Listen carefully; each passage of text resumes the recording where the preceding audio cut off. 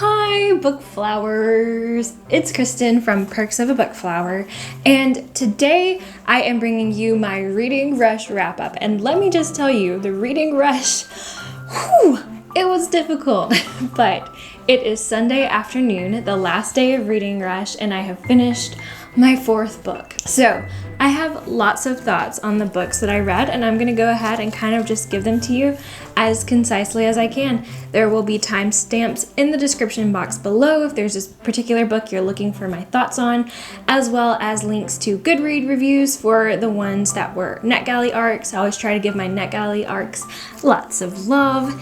And with that being said, let's do this. So with the Stay Home Reading Rush, there were 4 prompts. The first one was read a book with a house on the cover, and for that book, I chose The Jane Austen Society. This book was provided to me through St. Martin's Press by Netgalley, so thank you so much for that.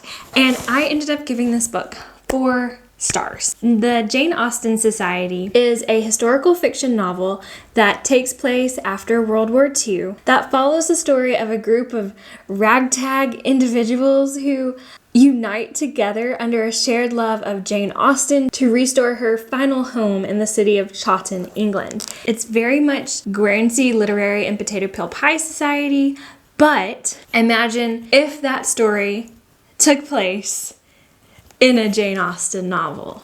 Yes. There were so many things I loved about this book. The first is that it really did read like a Jane Austen novel. The writing style was elevated and witty. There were sometimes meandering sentences, and overall the prose just felt really rich, like a Jane Austen novel. Also, the content was similar to a Jane Austen novel. We have people sitting together in parlors, having discussions, and it's all about more like societal norms and social cues and their meaning, almost social commentary, right?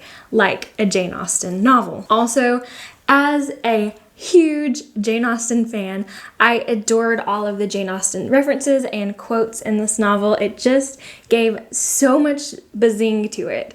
So if you are a person who has never read Jane Austen, you're not going to appreciate this story on the same level as someone who has read it has, because there are people having discussions about Jane Austen novels just in these parlors. And for me, it was like revisiting and reliving my favorite Jane Austen stories, and that's part of the reason why I loved it so much. And as for what I didn't love about this story, there was basically only one thing, and I just thought the ending was ridiculous. It was one of those endings where it's completely the opposite of what you have been expecting up to the very end, and then like in the last 10 pages, every single thing changes and not much is given to tell you why these changes happen. So I did feel a little bit cheated out of my ending there, but because of how much I enjoyed the story throughout, and the Jane Austen elements, I only ended up taking 1 star away for the disappointing ending. If you want to read this book yourself, it comes out on May 26th, so keep your eyes open, and Jane Austen lovers, you will not be disappointed. The next prompt for the reading rush was to read a book in the same room for one time, like in the same place. So for this prompt, I chose to do War is Over by David Almond. This book was provided to me by Hachette Children's Group through Netgalley, so thank you so much for that. And I read it all sitting in my living room. Now, for this book, I ended up only giving it 3 stars. War is Over is a children's historical fiction novel that takes place in the midst of World War I. So for that, it has a lot going for it. It's kind of unique. There's not a lot of World War I stories, and especially not ones that have to do with the effect of war on children. War is Over is a dark and slightly uncomfortable children's historical fiction novel that follows the story of a little boy named John who just wants the war to be over. And the men in his life make him feel like war is this beautiful, glorious thing, and that even him, a child, is at war against everyone else. And then John sees a photo of a German child named Jan, and it just makes it even more clear to John that he is not at war against anyone. He is just a child. So some things that I loved about this book: the illustrations by David Litchfield absolutely are wonderful. They really capture the kind of dark, somber tone of the story. But yeah, the art style is just so lush. And then, like I said, I like how unique that is. I like that it takes place in World War I, and it talks about the effects of war on children. And I like how it has a hopeful ending. So for all of these things, it probably should have been like a 4-star read at least, right? But there's just something missing about this story. I don't really know how to put it, and honestly, the pictures don't exactly save it, but the language seemed very stilted at times. I found an example, so I'll make sure that I put it here for you to see. And for a lot of times during the story, I was really confused about what was going on. I couldn't tell if things were a dream or if they were really the story, and sometimes that works, but for this, I was just confused. And even though it was unique, I feel like it did nothing really new in the spans of like children historical fiction. It was just overall okay and good, and nothing about it was beyond that for me. There was no real depth of character or hardly any character portrayal at all, but maybe that's because it was very short, and I still liked it. So it got 3 stars for being unique and about World War I and the effect of war on children. The next prompt for the Stay Home Reading Rush was to read a book that would make you smile. For this, I read the Anne of Green Gables graphic novel, and I gave it 4 stars. Now, hear me out on this. Part of this ranking was because of the fact that I just love the story of Anne of Green Gables so much. I'm not going to lie to you, because the adaptation for this graphic novel was like 2 stars. I mean, it included everything from the story that was important, but there was so little of even like exposition. It's a graphic novel, so it's mainly just dialogue, and because of that, the story suffered. It missed so much. We didn't have Anne's beautiful thoughts. We didn't have rich descriptions of nature. And there was so much less of like the magic of nature that we experienced through Anne's eyes that was missing from the graphic novel. It basically felt like a watered down version of the story, but I loved the art. Brenna Thumler, who also illustrated Sheet, just does an excellent job at, I feel like, capturing spirit in her drawings. And she does the same here. The spirit of Anne of Green Gables is alive in this graphic novel, and overall the graphic novel does stay true to the events of the story.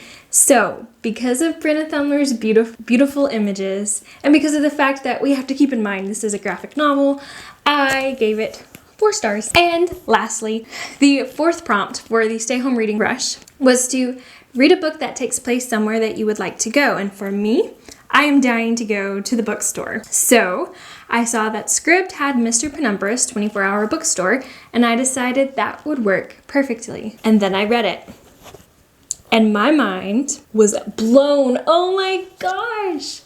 I gave this book 5 stars, and it's like the 4th book I've given 5 stars this year out of like the 45 that I've read. It astonished me. So Mr. Penumbra's 24-hour bookstore has been around for years, and the ranking, like, it's rated 3.75 on Goodreads, which is kind of low in my opinion. So I was always a little hesitant about reading it, but I never should have been.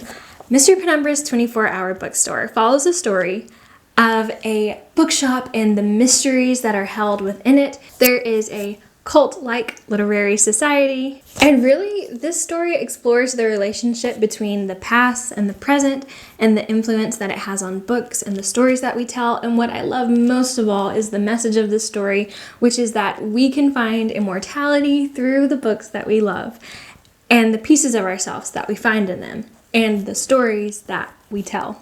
The main plot of the story centers around our main character kind of uncovering the mystery of this literary society that takes place in the bookstore that he works at. And unraveling the mystery takes him to New York, to the society's headquarters. But all of that really just seems like the surface level, because this book has so much more going on for it. First, something I loved about it was the voice in it. It is so uniquely written. Robin Sloan does not just tell you what is happening. Robin Sloan shows what is happening using such unique language. It was also one of those really intelligent books where I just feel like I learned so much by reading it. Not only can you tell that Robin Sloan is incredibly intelligent through the writing, but also I learned a lot about Google and technology and fonts and rock climbing, and I just always appreciate that when I feel like I come away from a story not only being incredibly entertained and challenged, but also as if I have learned something. I enjoyed the hipster California vibes of this story and the character Mr. Penumbra, who reminded me of a bookish Dumbledore. The only thing that I didn't love about this story is what happens to the bookstore at the end. If you read it, you'll know what I'm talking about. I didn't like what happened to it, but besides that, everything else about this story was just so surprising and so unique. And if you have not read Mr. Penumbra's 24-hour bookstore, then I absolutely recommend you picking it up. And there you have it. That is my Stay Home Reading Rush wrap-up. It's the first time I participated in the Reading Rush, and I really enjoyed it. I took some good Instagram photos for the Instagram challenges. I joined in on some live streams, and overall, I read a lot of really awesome books. So, if you like this video, make sure that you hit the like button in the comments below. Let me know if you've read any of these books and what your thoughts are on them. If you did Reading Rush, I want to know how you did in Reading Rush, so let me know as well. Or if you didn't do either of those things, just tell me what you're reading, right? Let's have some book talk.